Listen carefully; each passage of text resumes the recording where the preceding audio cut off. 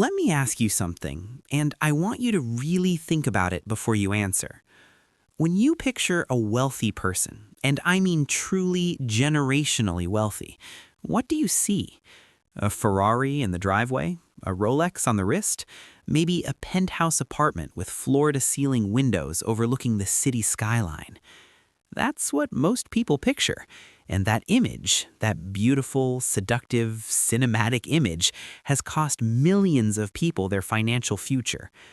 I'm Mike. I've spent over 25 years working in finance, investing, and wealth management. I've sat across the table from people worth tens of millions of dollars who drove to our meeting in a 10-year-old Toyota Camry.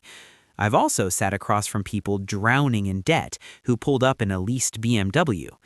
And I'm going to tell you something that took me years to fully understand, something the financial industry doesn't exactly want to advertise, something that cuts completely against everything our consumer culture tells us.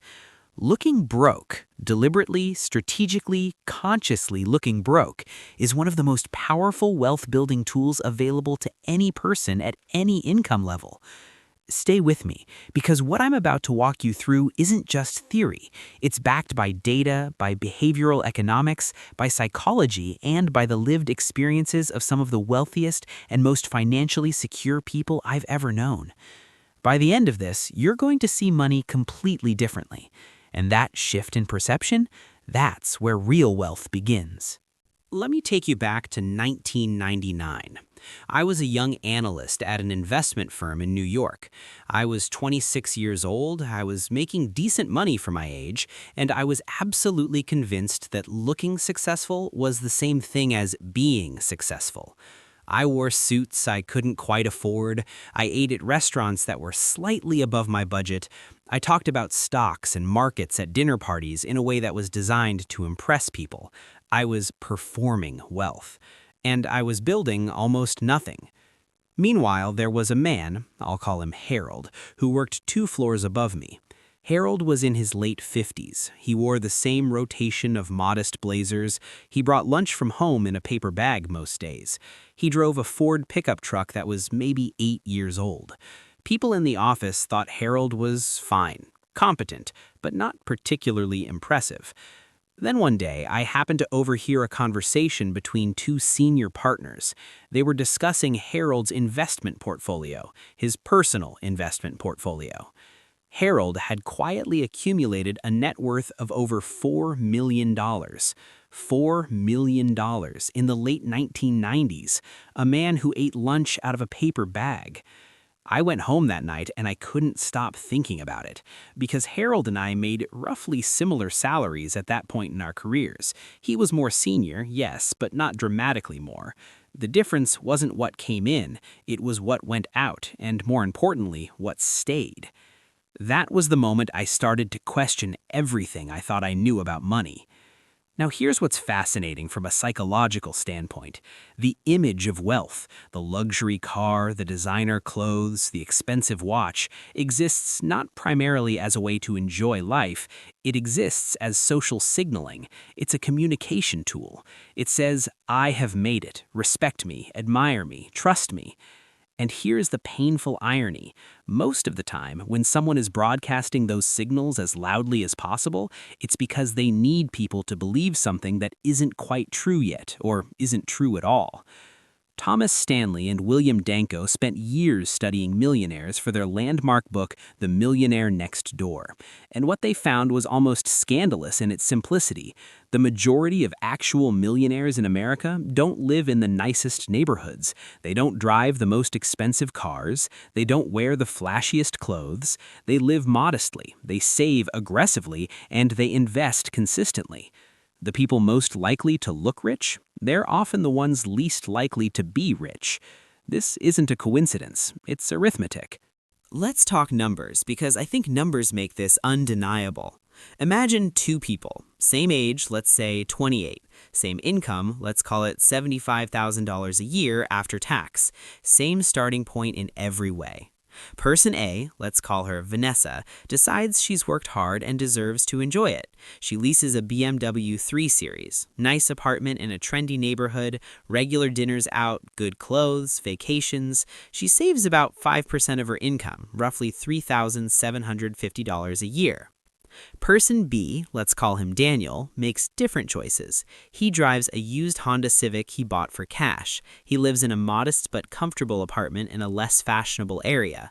He cooks most of his meals. He finds free and low-cost entertainment. He invests 25% of his income, roughly $18,750 per year, in low-cost index funds.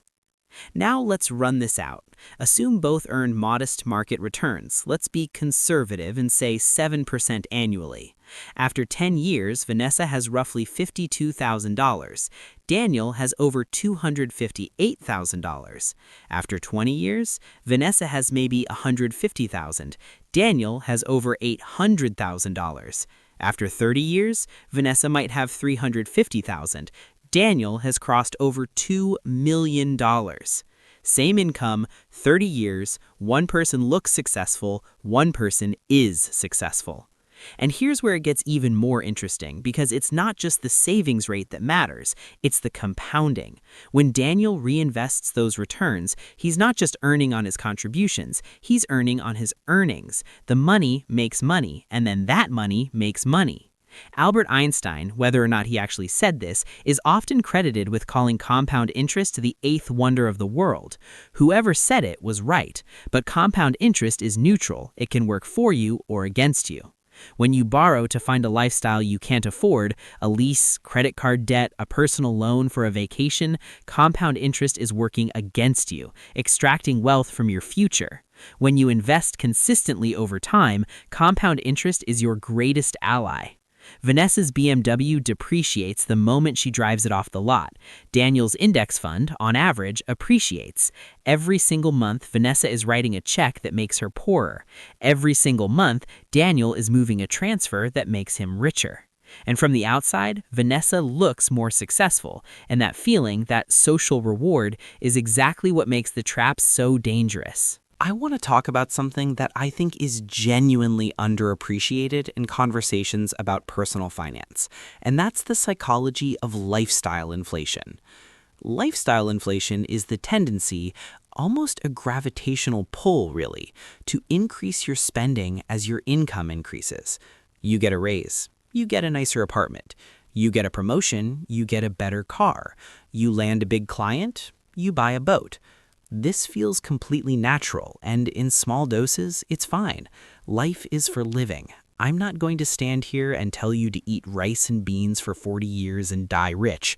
That's not the point. But here's what happens at the psychological level, and this is where it gets fascinating. There's a concept in psychology called hedonic adaptation. It describes our remarkable and sometimes maddening ability to return to a baseline level of happiness regardless of what happens to us. You win the lottery? Initially, you're ecstatic. 6 months later, you're more or less as happy as you were before. You get the new car? For a few weeks, it's extraordinary. Then it just becomes your car. The expensive apartment becomes just where you live. The designer clothes become just what you wear. The fancy restaurant becomes just another Tuesday. The joy fades, but the cost doesn't. What this means practically is that you can keep escalating your spending, keep buying the next thing, the bigger thing, the more impressive thing, chasing a feeling of elevation that your own brain is wired to quickly extinguish. The hedonic treadmill, it's sometimes called, and it is exhausting. But here's the flip side, and this is the part that genuinely changed how I live my life. Wealth building, investment returns, financial security, these actually do provide increasing satisfaction over time, not because of hedonic adaptation, but because of what financial security unlocks: freedom, options, the ability to say no. I have a client, a woman I've worked with for about 15 years. She's in her early 50s now. She retired at 49. She doesn't drive an impressive car. She doesn't wear designer clothes. She lives in a comfortable but unremarkable house in a mid-sized city. and she wakes up every single morning and does exactly what she wants to do with her day. She told me once, and this stuck with me, "Mike, I never cared what strangers thought of my car. I cared about what my freedom tasted like." And she got to taste it at 49. Her neighbor, meanwhile, has a luxury SUV in the driveway and a mortgage that requires her to keep working a job she describes as soul-crushing well into her 60s. Who is rich? Really? I want to pull back the curtain here because having spent 25 years in this industry, I've seen things that the average person doesn't get to see. The genuinely wealthy, the people with real, lasting, multi-generational wealth, they have habits and practices that look nothing like what's portrayed in reality television or aspirational social media. Let me give you some examples. Warren Buffett, one of the wealthiest human beings to have ever lived, still lives in the house he bought in 1958 for $31,500. He drives a modest car. He eats at McDonald's. People have asked him about this for decades, and his answer is always some variation of the same thing. He finds no joy in excess. The things that make him happy don't require wealth displays. What wealth gives him is the ability to work on what he loves with people he respects on his own terms. Now, some people say, sure, but Buffett is in a different category. That's extreme. Fair enough. Let me bring it closer to home. The data on high net worth individuals, people with $1 million or more in investable assets, is remarkably consistent. Studies repeatedly show that the majority of American millionaires are first-generation wealthy. They didn't inherit it, they built it. And the most common characteristics? They live in average neighborhoods. They've been married to the same person for decades. They drive average cars, Toyota, Honda, Ford. They shop at regular grocery stores. They also tend to be deeply purposeful about where money goes. They're not cheap. There's an important distinction between frugal and cheap. Frugal people are intentional about spending. They'll spend significant money on things that genuinely matter to them: education, health, experiences that create memories, tools that increase productivity. But they refuse to spend money on things designed primarily to impress other people. That distinction, spending on value versus spending on signaling, is one of the most important lines you can learn to draw. And here's another thing the wealthy tend to do that looks from the outside like not having money. They delay visible gratification while accumulating invisible assets. What does that mean? It means instead of buying the Ferrari at 40, they quietly purchase a rental property. Instead of upgrading to the luxury apartment, they max out their retirement accounts. Instead of the European vacation on a credit card, they invest in index funds and take a modest vacation they can fully afford. The assets are invisible. The wealth is invisible. And in a culture obsessed with visible markers of success, invisible wealth reads as ordinary, maybe even unsuccessful. But those invisible assets are compounding. Month after month, year after year, they're growing, until one day they're not invisible anymore. Their retirement at 55, their full college tuition for your kids with no loans. They're the ability to leave a job you hate without panic. They're a life designed on your own terms. That's what the truly wealthy are actually buying when they look broke. Now, I want to address something because I know what some of you are thinking. Mike, this sounds great in theory, but you don't understand my situation. My family has expectations. My friends have a certain lifestyle. My industry requires a certain image. It's not as simple as just deciding not to care what people think.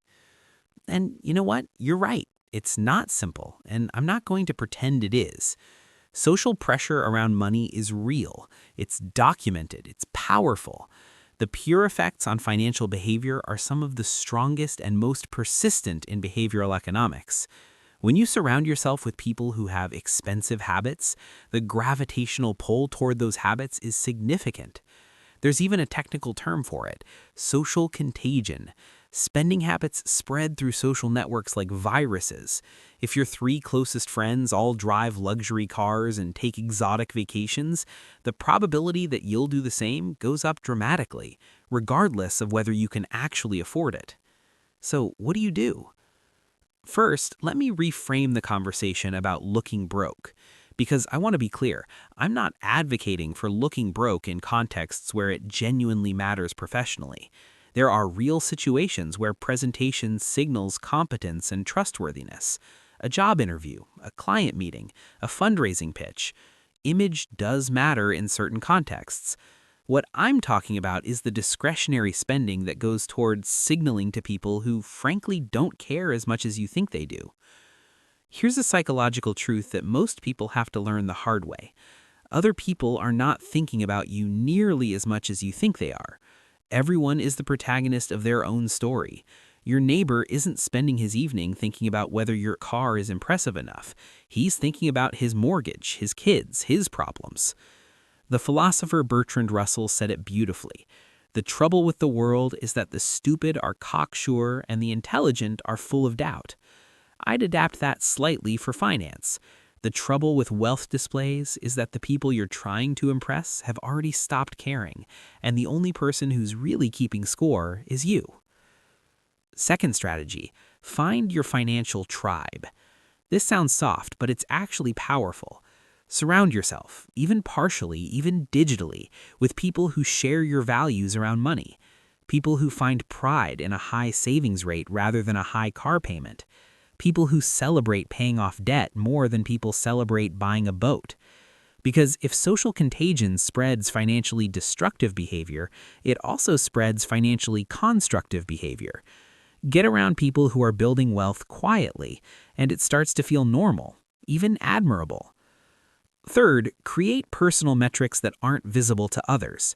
Instead of measuring success by things people can see, your car, your clothes, your neighborhood, start measuring it by your net worth, your savings rate, your investment returns, your passive income, your financial runway, meaning how many months you could survive if your income stopped tomorrow. These numbers don't show up on Instagram. No one's going to compliment your Vanguard portfolio at a dinner party, but they represent something real. Something that's growing, compounding, accumulating in ways that will eventually give you a kind of freedom that no BMW ever could. I want to introduce a concept that I think captures everything we've been discussing, and it's something that's gotten more attention in recent years. Stealth wealth. Stealth wealth is the deliberate practice of accumulating significant financial resources while projecting a modest or average lifestyle. It's not about deprivation. It's not about being ashamed of success. It's a strategic, intentional choice to prioritize actual wealth over the performance of wealth. And it has practical advantages beyond just the math. First, stealth wealth protects you from lifestyle creep. When you don't publicly display your income or success, you're not creating social pressure on yourself to maintain a certain image. You have room to make financial decisions based on what's actually right for your situation, not what you feel obligated to project. Second, stealth wealth protects your relationships. Money, specifically visible money, changes how people treat you. Family members ask for loans, friends feel complicated feelings, acquaintances suddenly remember you exist. When you don't make your financial success visible, you're spared a lot of these dynamics. Third, stealth wealth gives you negotiating power.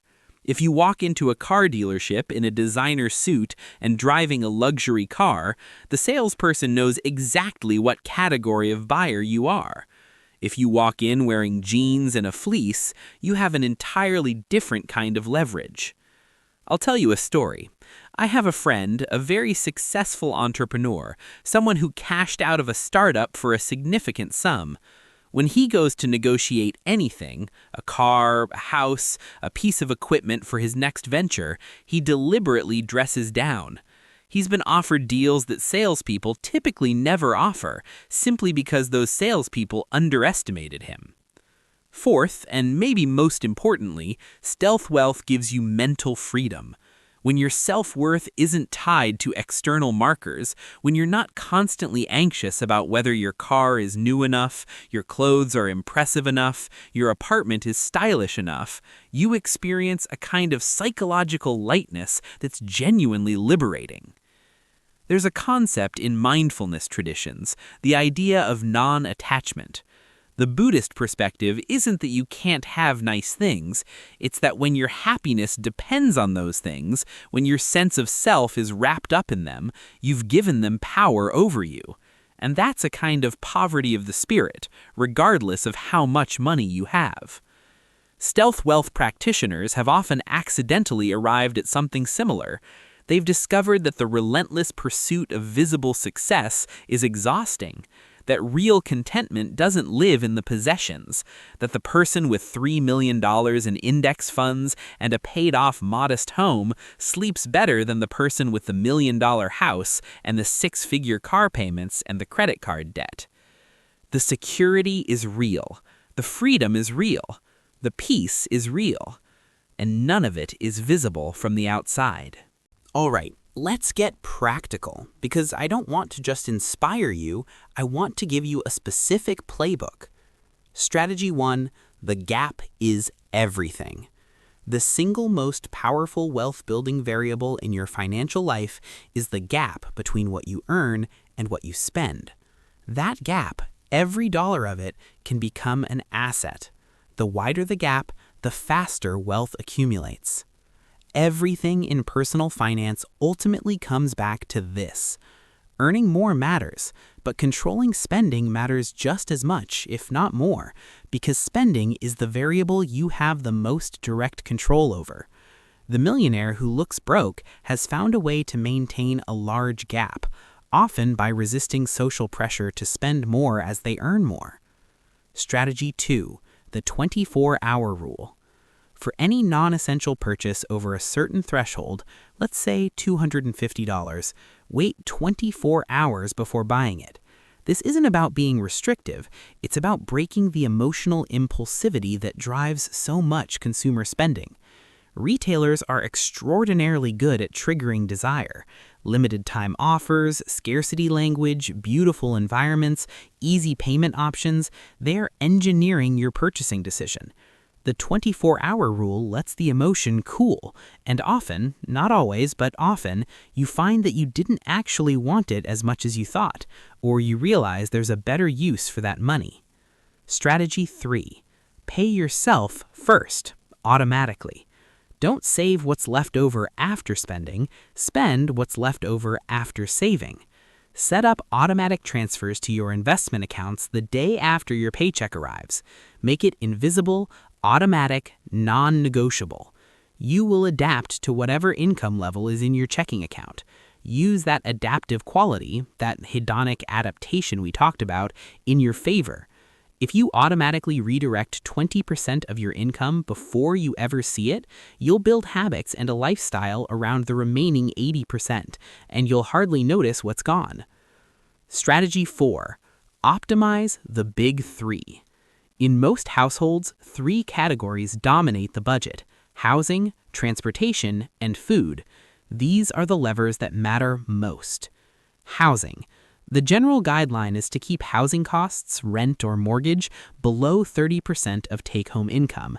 Many financial advisors who practice stealth wealth principles push that even lower, toward 20 to 25%. Where you live has a massive impact on your ability to build wealth. This may mean living in a less fashionable area. It is almost always worth it. Transportation. Cars are one of the most destructive wealth killers in American consumer culture. A new car depreciates roughly 20% in the first year alone. Most of what you're paying for in a new luxury car is status. Buy used, buy reliable, pay cash if you can.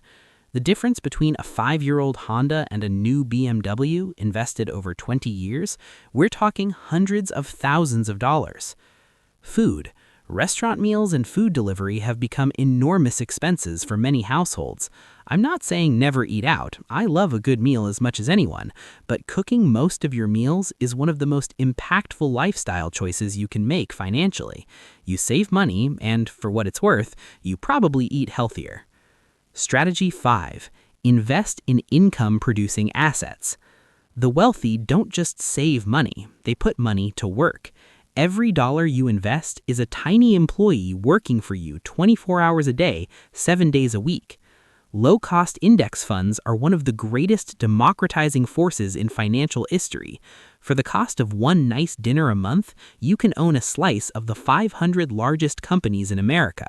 And over long periods, 10, 20, 30 years, those slices tend to become significant. Real estate is another powerful wealth-building vehicle, though it comes with more complexity and requires more capital to enter. But the principle is the same. Assets that produce income or appreciate in value compound your wealth in ways that consumer purchases never can. Strategy 6. Protect the compound. Every time you liquidate an investment, delay a contribution, or take on consumer debt, you're interrupting the compounding process. Think of compounding like a snowball rolling down a hill.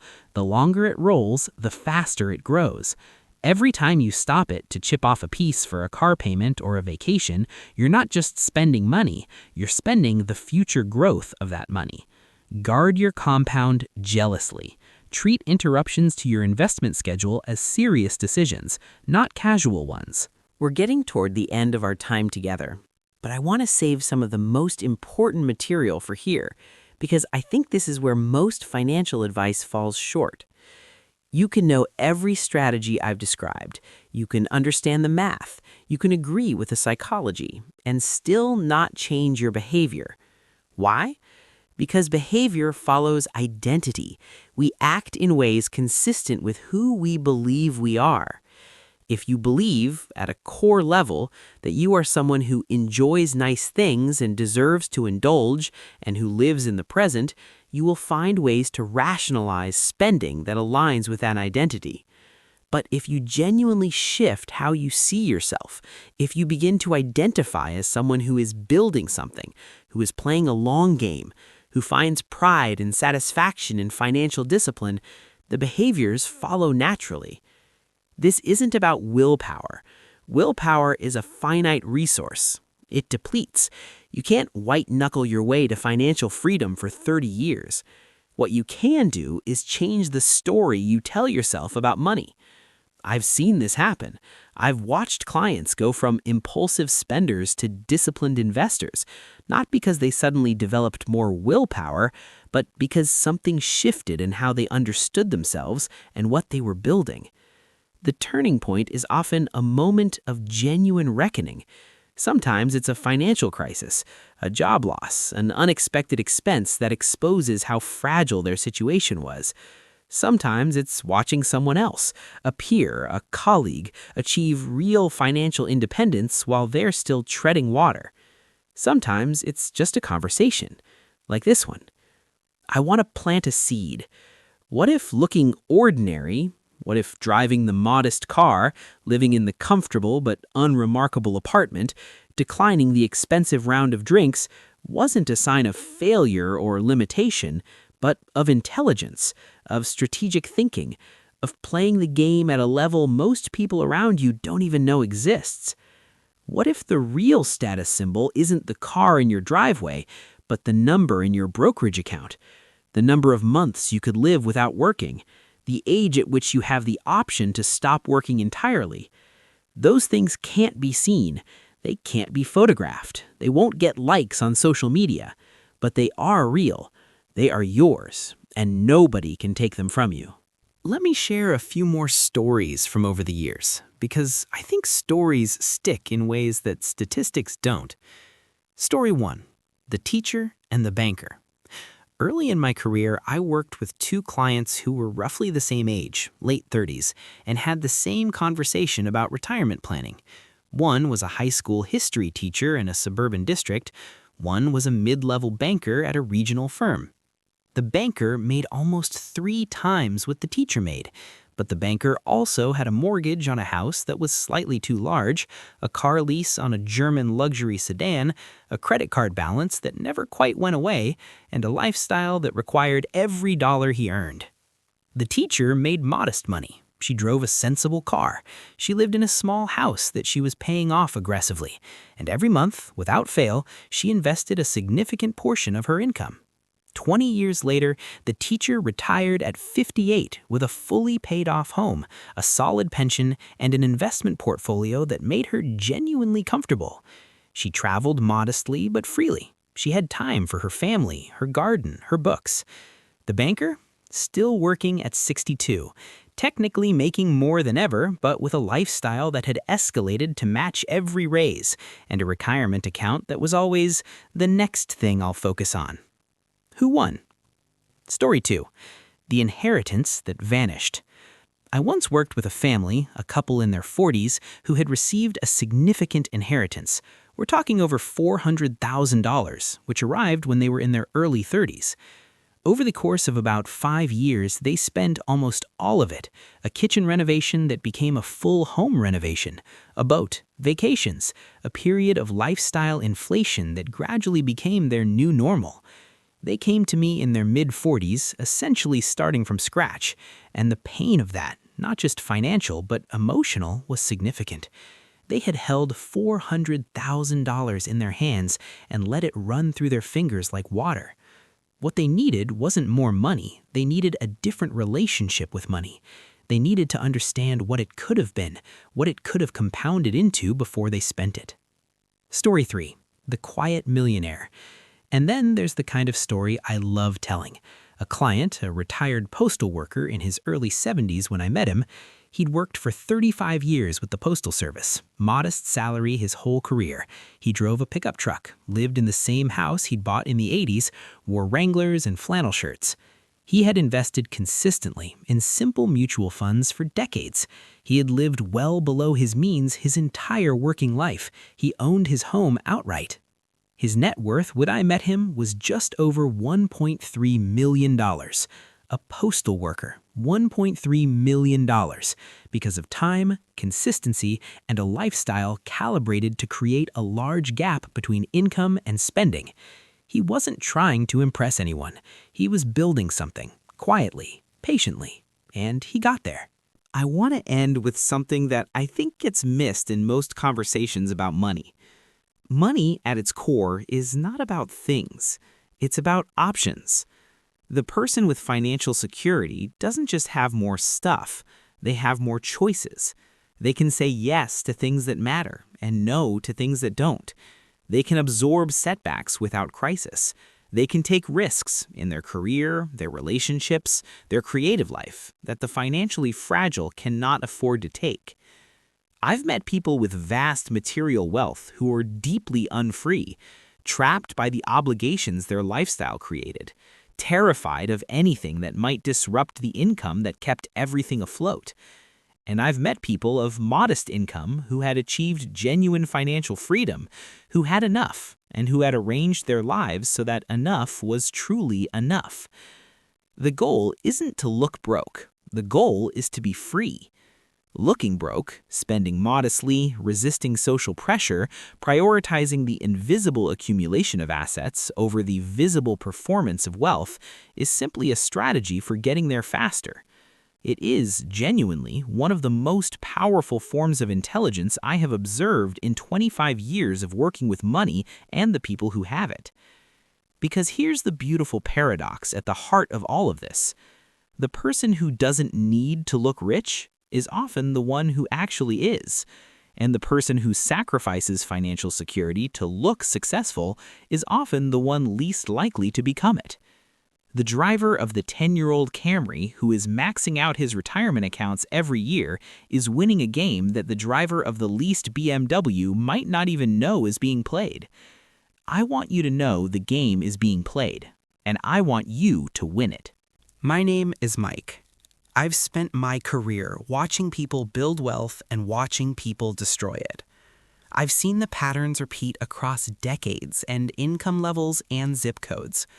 And the pattern is clear. The people who build lasting wealth are not necessarily the people who earn the most.